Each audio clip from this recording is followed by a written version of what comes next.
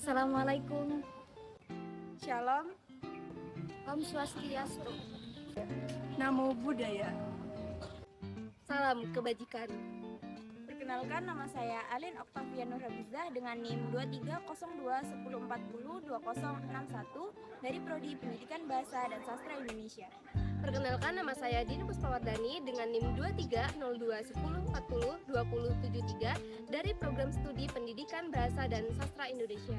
Perkenalkan, saya Dieni Izarti dengan NIM 23021040282 dari Prodi Pendidikan Bahasa dan Sastra Indonesia. Perkenalkan, nama saya Nafrat Purwataini dengan nomor NIM 23021020525 dari Prodi Pendidikan Guru Anak Usia Dini. Perkenalkan, nama saya Ulfa Teksnya dengan NIM 230210402015 dari Prodi Pendidikan Bahasa dan Sastra Indonesia. Kami dari kelompok 5 akan menganalisis sebuah berita. Perundungan adalah pengalaman yang terjadi ketika seseorang merasa teraniaya oleh tindakan orang lain yang dapat menyebabkan pada gangguan emosional dan mental korban. Pada bulan Juli yang lalu digemparkan dengan salah satu berita, seorang siswa SMP di Temanggung, Jawa Tengah diamankan polisi lantaran membakar gedung sekolah tempatnya menimba ilmu. Akar permasalahan ini terjadinya pelanggaran antara pihak sekolah dan pihak siswa.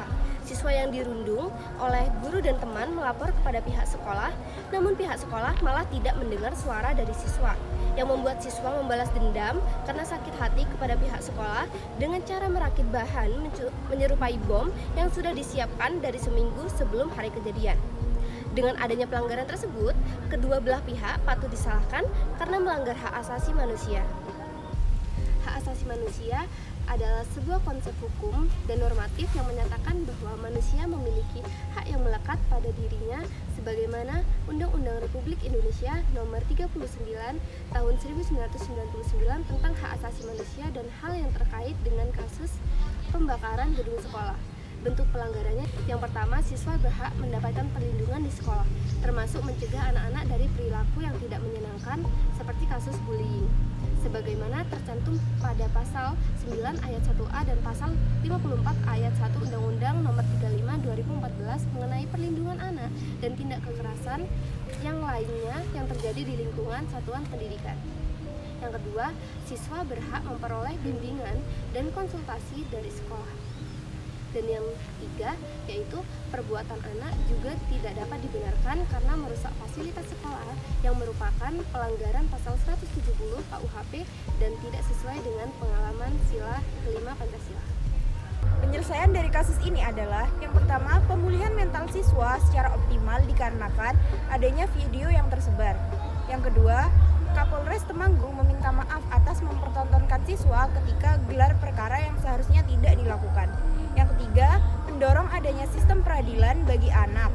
Yang keempat, orang tua siswa wajib melaporkan keadaan siswa selama masih dalam masa pemulihan. Yang kelima, pemerintah memfasilitasi siswa yang bersangkutan di sekolah yang lain. Pencegahannya, sekolah seharusnya bisa mendengar dan menindaklanjuti siswa yang melapor atas tindakan perundungan yang dialami oleh siswa tersebut. Nah, cara mencegah agar tidak terjadi perundungan di sekolah adalah dengan mengadakan sosialisasi, mengadakan kegiatan anti perundungan yang bisa menumbuhkan rasa kekeluargaan antara siswa dan membuat kebijakan mengenai perundungan. Serta guru seharusnya berperan aktif dalam mengawasi setiap siswanya. Dari kejadian yang terjadi di SMP Temanggung, Jawa Tengah, kita bisa melihat bahwa masih rendahnya tingkat kepedulian guru terhadap siswa yang menimbulkan kejadian yang tidak diinginkan. Perundungan yang masih sering terjadi di beberapa tingkat pendidikan yang disengaja maupun tidak sengaja menyebabkan kerugian dan penderitaan bagi korban. Sebab itu, dalam kasus ini, peran guru sangat dibutuhkan.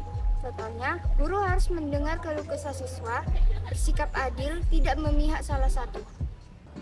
Terima kasih. Wassalamualaikum warahmatullahi wabarakatuh.